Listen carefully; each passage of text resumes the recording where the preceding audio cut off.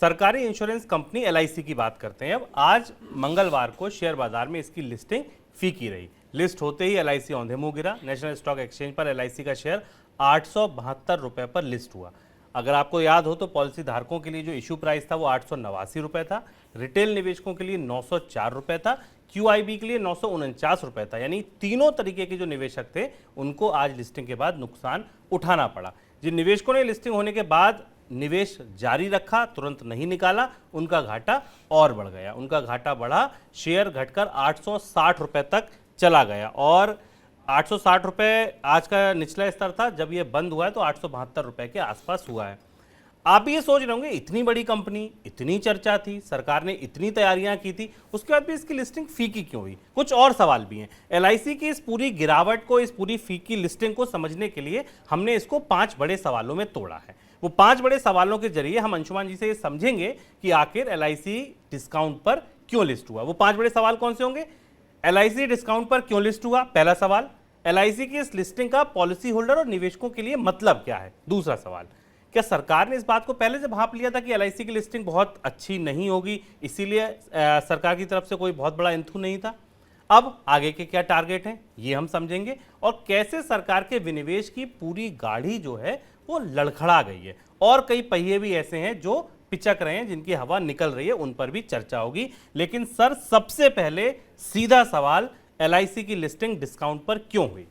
LIC की listing discount पर होने के संकेत शुभम हमको जो ग्रे मार्केट प्रीमियम था उससे मिलने लगे थे। और ये बड़ा दिलचस्प सवाल है जो हमने 5 सवालों की लिस्ट देखी, उसमें जो तीसरा सवाल है उसमें इस पहले सवाल का जवाब छिपा हुआ है। सरकार को पहले से इस बात की संभावना थी कि बाजार से एलआईसी को शायद बहुत अच्छा समर्थन नहीं मिलेगा, इसलिए एलआईसी को लेकर हमने जो शुरुआती योजनाएं थी, उसके बाद एलआईसी के वैल्यूएशन में, इशू साइज में गिरावट देखी। वो सरकार के खुद के अपने एंथुजियाज्म में, अपने उत्साह में कमजोरी का संकेत था, जिसने बाजार में यह संकेत भेजा कि एलआईसी को बाजार से अच्छा समर्थन नहीं मिलेगा। दूसरी बड़ी बात यह थी कि विदेशी निवेशक जो आमतौर पर बढ़ चढ़कर भारत की कंपनियों में बोली लगाते हैं, भागीदारी करते हैं, एफपीआईज का बहुत अच्छा रिस्पांस एलआईसी के साथ नहीं था और वो ट्रेंड सेट करने वाला था कि बाजार में बमुश्किल एलआईसी को बेटर लिस्टिंग मिल सकती। पर यह बड़ी सरप्राइज थी आज शुभम कि बाजार उतना खराब नहीं था जितना एलआईसी की लिस्टिंग खराब थी। एलआईसी 8-9% नीचे लिस्ट हुआ, बंद होते समय 7-7.5% नीचे था और भारत की सबसे बड़ी कंपनी जो बीमा कंपनी है, जिसका काफी हिस्सेदारी है स्टॉक मार्केट के इन्वेस्टमेंट में, उसकी गिरावट से काफी मायूसी रही और ये बिल्कुल बाजार की उल्टी परिस्थिति थी। बाजार बेहतर ढंग से परफॉर्म कर रहा था और शेयर बाजार में गिरावट आई। इसकी वजह दो और एक महत्वपूर्ण वजह लगती है कि ओवरऑल जो सेंटिमेंट है बाजार का वो इतना पॉजिटिव नहीं था जितना आज हमें दिखाई पड़ा जब एलआईसी की लिस्टिंग हो रही थी और इसलिए उसका असर लोगों के उत्साह पर पड़ा। निवेशक शायद माने बैठे हुए थे कि आईपीओ की विफलताएं का इतिहास पीछे है, एलआईसी बहुत बड़ा आईपीओ था और इस बड़े आईपीओ को शायद उतना समर्थन नहीं मिलेगा। इसलिए बाजार के लिए, सरकार के लिए, सबके लिए सरप्राइजिंग था कि एलआईसी अपने बहुत छोटी कीमत पर, बहुत कम वैल्यू पर, वैल्यूएशन के हिसाब से एलआईसी बहुत अच्छी डील थी और अभी भी डील है, उसके बाद भी एलआईसी अपने इशू प्राइस को पहले दिन नहीं छू सका और जब बंद हुआ तो इशू प्राइस से नीचे था। बिल्कुल, बंद हुआ 875 रुपए 45 पैसे पर 7.75% की गिरावट के साथ। 73 रुपए की ये गिरावट है और ये गिरावट उस दिन है जब सेंसेक्स 1344 अंक बढ़कर बंद हुआ है और निफ्टी में 417 अंक की तेजी है। सोचिए, जब बाजार इतना तेज है, सेंसेक्स के 30 शेयर हरे निशान में बंद हो रहे हैं, तब एलआईसी देश की सबसे बड़ी बीमा कंपनी की लिस्टिंग फीकी हो रही। तो आप ये नहीं कह सकते कि बाजार में बहुत नेगेटिव वॉइस था, इस वजह से लिस्टिंग खराब हुई। सर, अगला सवाल, अब इस लिस्टिंग का पॉलिसी होल्डर्स के लिए या निवेशकों के लिए क्या मतलब है?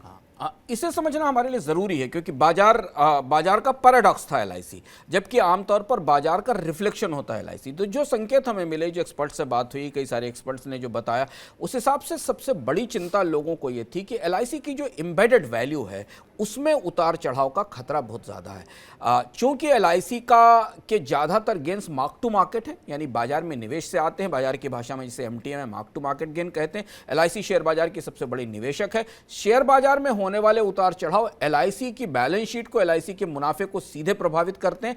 तो जो एक्सपर्ट मान रहे हैं उनका मानना यह है कि अगर बाजार 10% करेक्ट होता है तो उसका असर एलआईसी के वैल्यूएशन पर 7% तक पड़ेगा, जबकि बाकी जो इंश्योरेंस कंपनियां हैं उनके वैल्यूएशन पर इसका असर 1 से 2% होता है। और यह बड़ी चिंता थी, जिस बड़ी चिंता के कारण जब एलआईसी लिस्ट हुआ, और जिसकी संभावना हमने एलआईसी पर शुरुआत में चर्चाओं में शुभम कहा था मनी सेंट्रल में कि एलआईसी जैसे ही ट्रांसपेरेंट होगी, एलआईसी से लिस्टिंग के लिए आएगी, वैसे ही शेयर बाजार के साथ उसका तालमेल समझने लायक होगा। तो आज पहला दिन था, बाजार में वो चिंताएं दिखाई पड़ी कि शेयर बाजार में जितनी तेज गिरावट होगी शायद एलआईसी की गिरावट उतनी ही तेज होगी। यह पहली चीज थी। और यहां से अगर आप निवेशक भविष्य के तौर पर देखना चाहते हैं तो यह समझना होगा कि एलआईसी का जो एक्सपोजर भारतीय स्टॉक मार्केट में है और एलआईसी के मुनाफे की, एलआईसी के निवेश जो एलआईसी हमसे पैसा लेती है उसके निवेश का जो रिटर्न है वो इस पर निर्भर करता है कि बाजार कैसे परफॉर्म करता है। एक महत्वपूर्ण पहलू ये है। दूसरा महत्वपूर्ण पहलू ये कि एलआईसी के बिजनेस मॉडल को लेकर, नॉन पार बिजनेस को लेकर, भविष्य में कंपटीशन को लेकर उठे सवाल तो पहली जगह से मौजूद ही थे।